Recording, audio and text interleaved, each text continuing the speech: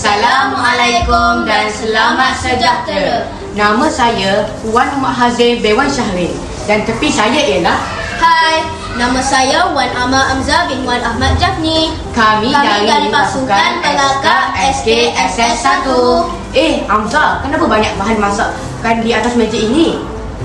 Kamu lupa ke Hazim? Hari ini kita ingin menunjukkan cara menyediakan nasi goreng sehat. Nasi goreng sehat ialah makanan yang mengandungi karbohidrat, protein dan sayur-sayuran. Ia juga memberi tenaga serta membantu badan kekal sihat. Bahan-bahan yang diperlukan ialah 2 cawan nasi putih, 3 biji telur yang dipecahkan, lobak merah, kacang pis, jagung, bawang putih, sedikit minyak masak lada sulah, dan sedikit serbuk cendawan sebagai ganti kepada garam dan bebas dari MSG kerana tiada bahan perasa. Cara penyediaannya ialah: pertama, panaskan sedikit minyak di dalam kuali.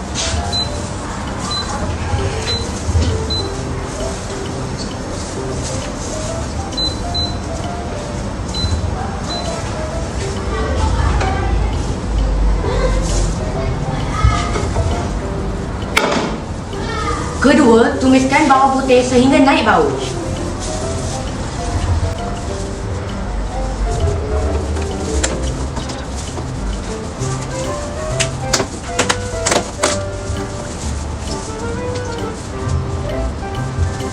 Ketiga, masukkan lobak merah, kacang pis dan jagung. Masak selama 2 hingga 3 minit.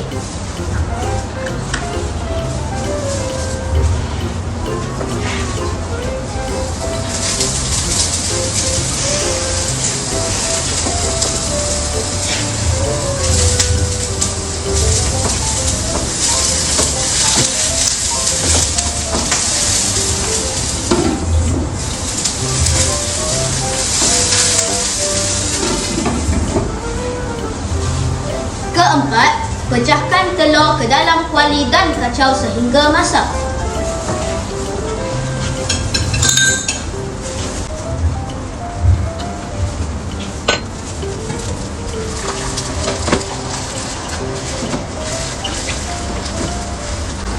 Kelima, masukkan nasi dan gaulkan bersama semua bahan.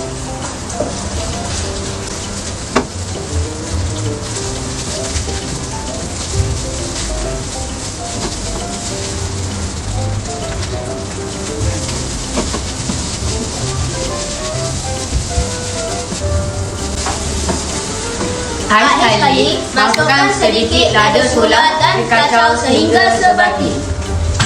Dan meletakkan serbuk cendawan sedikit.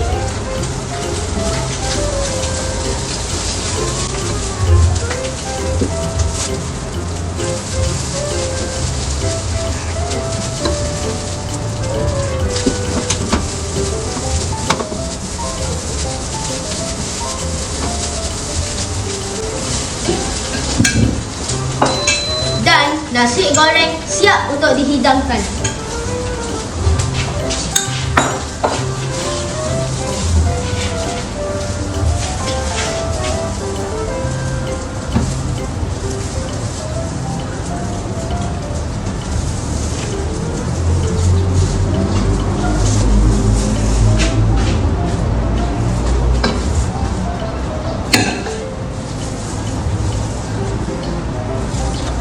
Kami mengurangkan penggunaan minyak untuk menghasilkan nasi goreng yang lebih berkhasiat. Nasi membekalkan tenaga, telur kaya dengan protein, lobak merah, jagung dan kacang pis membekalkan mineral, vitamin dan serat.